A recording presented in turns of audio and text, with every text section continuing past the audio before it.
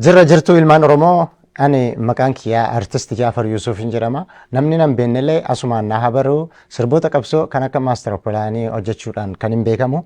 Har'a immoo Ameerikaan jira. Ameerikaa kanan dhufeefis harka duwwaa isinitti hin dhufne ergaa xiqqoo tokko qabadhee magaalaa Minisoota Oromiyaa xiqqoon jira. Ergaan kiyya sunis fiilmii kiyya kan mata dureen isaa Siribii jedhu South Africa Cape Town darban hanga Indian Oceaniitti deemuudhaan kan hin dalage xiyyaaraa fi meeshaalee ammayyaa garaagaraa fayyadamuudhaan kan hin fiilmii kana hojjedhe.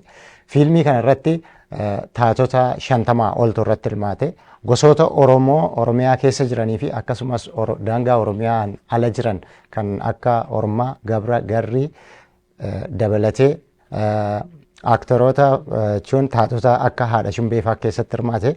Fiilmii kana dadhabbii hedduudhaan waggaa 2 oliin dalage. Har'a immoo kan inni asitti argamee uummata Minisootaaf naannawaa ishee jirtu kan inni affeeraa jiruuf fiilmiin waggaa 2tti dadhabee dalage kana isin immoo dhuftanii sa'a 2 qofa akkana waliin daawwattan isin affeereen jira. Bakki isaas 6000 West Moore Lake Friidlii High Schoolidha. Kanaafuu sa'a 4 walakkaa Oktoobara 26 akkanarraa hafneen affeerraa kiyya galatoomaa ulfaadha.